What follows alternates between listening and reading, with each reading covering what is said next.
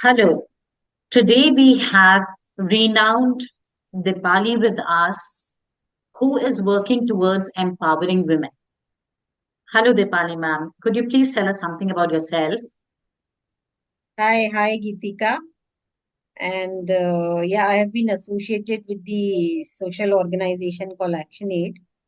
And since the past, I think now more than 25 years, I've been in the social development field, working with various different marginalized communities with a focus on women in these socially marginalized communities and supporting a range of interventions across the country towards empowerment of women and girls. Ma'am, what does your project do for women and girls? So, Geetika, I mean, it is not a one project only, but it is a range of initiatives that we support. And because we have been there in this field for now almost, the organization is there for 50 plus years now. And with my also association with this organization for the past 25 plus years, I mean, we have realized that it is a kind of integrated, holistic, a comprehensive approach that you need to follow. You can't just be focusing on one specific area of work. And towards this, we support what we call as the life course approach. So it's with in engaging with the girls to when they are adolescents to young women and to women in general. And as I had mentioned, Gitika, this is across very different spheres in their entire life journey of being a woman. And when I say spheres, this includes working with the women as individuals at their personal level, and then focusing, working with their families also, then moving beyond to working in the communities, the larger communities they belong to. So, in that sense, the society at large. And then, of course, engaging with the government at various levels, because we do also realize that there is a lot of legal protections, provisions, measures which are important for safety, security, social protection, as well as overall empowerment of women and girls to provide them that kind of options and opportunities and choices. So that also plays a very important role. So when we say life course approach across these different spheres, right from the individual working with women for their leadership building, their capacity building, their confidence building, and then we engage in collectivized women. So it's the individual agency of the women as well as the collective agency of the women. So at the heart of all our approach lies building the women's leadership, their empowerment, building their protagonisms basically. And then beyond, as we move into different spheres, so across these spheres is the focus on building feminist understanding, feminist leadership, sensitization. So a whole range of programs. I mean, I can go into details of each of those That's programs. really nice, ma'am. Ma'am, does anybody who has suffered domestic violence and sexual harassment approach you with help? Yeah, in the course of this work, Geetika, as I mentioned, it includes right from the girls in the schools to adolescent girls in the families and communities, and then of course women. They come and approach us as part of all the work that we do across this in various institutions, as I mentioned, and very specific focused interventions. For example, if I can talk about community-based support mechanisms that we develop. When I say building the collectives of women, so that's one space where women and girls feel confident and safe to share their experiences, whatever they are sharing. So that's one space. But institutionalized kind of spaces, what we call as the one-stop crisis centers, is also what we run. And also a larger sensitization program where we support sensitization of communities at large who can address when they see any abuse or harassment happening in public places. So those kind of interventions called bystander training, because they are the kind of first responders when they see any such harassment happening.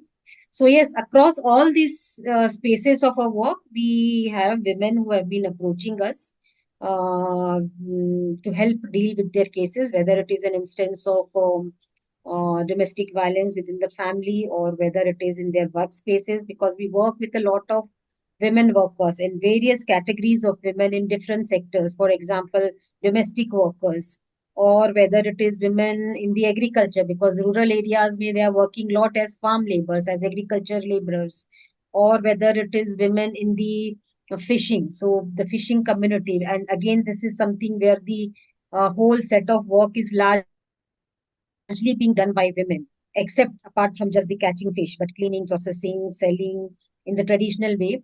So across these workspaces also, there is a whole lot of abuse and violence that we see, harassment against women at the marketplaces and all. So we have created those kind of spaces in the form of community-based support mechanisms where women approach us whenever they go through any such kind of harassment. And the other ones, which I mentioned, the institutional kind of spaces called the one-stop crisis centers, which are run in collaboration with the government. Because I'm sure you know about this scheme that the central government had started after 2012, the Nirbhaya case, which happened, where this whole idea of one-stop crisis centers across the country had been set up. So we are running some such, and specifically two in Bhopal and Indore in Madhya Pradesh. The Bhopal one being running almost for 10 years now. And I can tell you the number of cases that we get. Almost every day we get about 35 to 40 cases. So these are online helpline kind of mechanism. But even in person, we get about 7 to 8 cases every day. So we have data for the last 10 years since it has been running, and it really runs into thousands. So you can imagine, So, ma'am, you're doing an yeah. amazing job for the women. You have set up a platform where women can discuss and share the harassment that they're going through, and they can approach the legal authorities as well. Yeah. Ma'am, do women actually come up with their problems, or do they have to be convinced to share their problem? See, I think this is what I mentioned, Gitika. Once they get that kind of space in their immediate circles, yeah, whether it is a family member, a strong family member, or it is the other women in the communities. So which is where this whole idea of community based mechanisms for us, I mean, basis our experience, has been the most powerful kind of idea, where the women find that kind of space to openly share. It is through these collectives, then we help link them with the other mechanisms. So I can give you again, because across almost 200 kinds of districts where we support long-term initiatives, which is a kind of holistic, comprehensive programs that we run for a longer duration. And this is an important component of the work that we do. So creating women's collectives, which is one space where women find the openness, frankness, where they can, because this is a safe space that they have, and this is where they share, and then from there we link it to. So we do a lot of sensitization engagement with other institutions. Police is a very important institution there. So in many of these locations we have a close tie-ups, and the sensitization really helps when they are also become sensitized to the cause of the women, not generally taking it up as a the kind of mindset which exists in the society, that these are some domestic issues and women should just stay put with this kind of violence which is happening.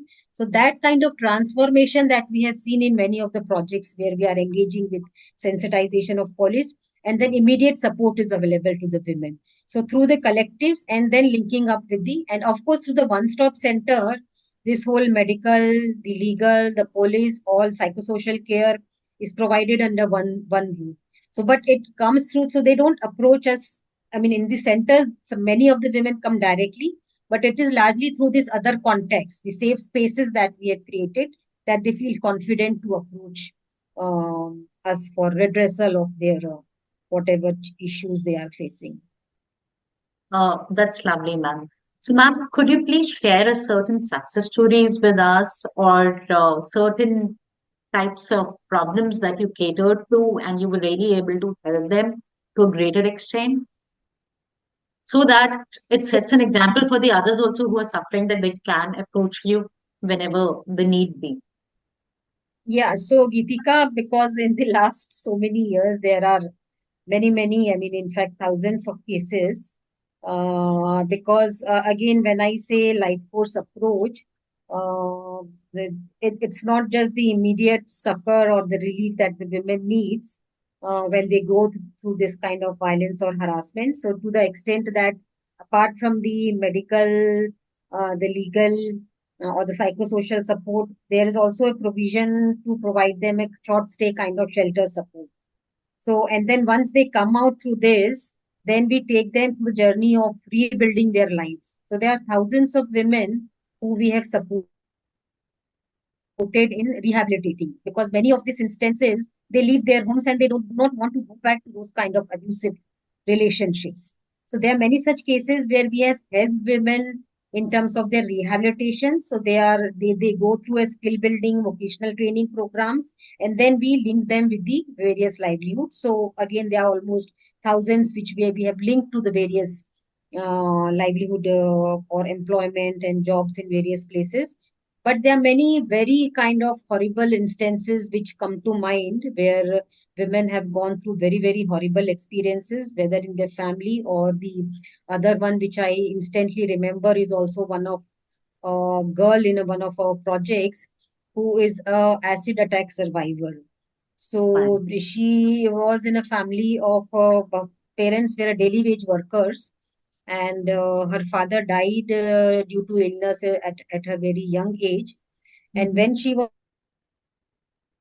14 years old, this is when a boy from the community was making advances for a romantic and a love relationship with her, which she didn't want. So, and then this guy threw acid on her. So, we have the pictures, and she's now working in one of our projects. Um, so, completely her face is now scarred because of the acid attack. It's horrible. And yeah, so and then she got in touch with us, but the kind of healing and all that was required psychosocial support for long. She was part of the collective that we were supporting in that area, and now she is so confident. I mean, after 3 4 years of association, of course there was a legal case separately battle where we were also helping us, but during the last 4 5 years she has now started because after school and with this kind of phase she didn't want to go outside. Her confidence was so low that she even attempted suicide once. So it was from that difficult phase that through engagement with this collective, now she completed her graduation. She is doing her PG and she has been awarded by the college where she is doing because of her courage and the resilience that she has shown. And together with a group of other 5 acid attack survivors, we also started an initiative of running a cafe for them. So it's a kind of small eatery outlet that they have set up. And I mean, there were some challenges because of COVID in the past 4 years. They are again now standing up on their feet. And so this is a one very inspiring kind of example that we have Very that these inspiring, women ma'am. come Yes. together and they run what is called a Orange Cafe in earlier it was in Varanasi. Now they are running because it's a group of acid attack survivors from the nearby districts who have come together. So I mean those kind of stories, and then there are several other such stories where women have come out from a very abusive relationships and they are standing today on their feet. So that is what also gives us the confidence and this inspiration to continue working towards building the agency and the leadership of women so that they can inspire many more women in their communities. Ma'am. Ma'am, after the horrific incident which happened in Calcutta, the women and girls are really scared. In fact, many women and girls are scared to speak out, and many of them are scared that we are not even safe at places which are very familiar with us, like our office places, and they need some kind of encouragement, how would you like to encourage them? Though you've already shared a very inspiring story. Yeah, so I think Geetika, it's not once. I mean, generally, what we see is this kind of anger, the protest that we see when such big incidents happens. But we know, I mean, we are aware, and you will agree that these kind of instances, abuse, harassment, if teasing, it's a kind of daily thing which is happening. So the need is actually to engage in a very regular, daily kind of engagement with women and girl in whatever spaces. So we as an organization continue doing this because otherwise, how do the women get the confidence? The question you are raising. And the other important is, of course, engaging with the communities become very important. How do we sensitize the boys and the women in the societies and it build kind of feminist understanding of the things because ultimately the whole society is suffering. And at the same time, how do we give confidence to the women that when any such incidents happens to them, I mean, there will be justice for them. So the whole question of how does the justice system works, there's a lot of need to strengthen the justice system because we know, I mean, the fast track courts after this Nirbhaya thing, what I was mentioning, even the fast track courts were set up. But I mean, the kind of personnel which is available, 2 lakh cases pending there, how do we expect cases? So this whole institutional response also needs to be strengthened, budget allocations, personnel need to be there. So unless people who do this kind of violations are given the kind of penalty provisions which are available, justice will not prevail. So once that happens, women will get confidence, yes, that when they approach the courts, legal measures, there'll be justice for them. So that is the confidence that we need to give to the women, and which is where this engagement across all the spheres, starting from the agency of the women to the societies, communities, as well as the institutional, the justice system which is there. And only that can give confidence to women and girls that yes, whenever such incidents happen. And sensitization, I think, becomes the foundation and the bottom line because ultimately, even the people who are there in this entire system, whether it is in the police or judiciary and all, is the people from the same society. So that mindset also comes in there.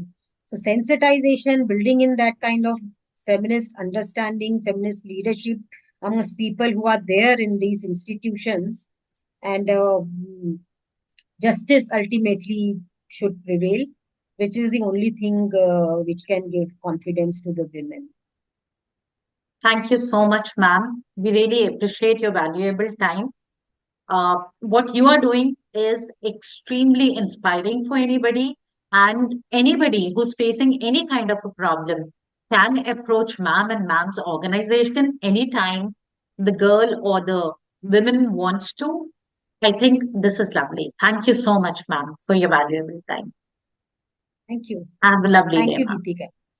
Thank you.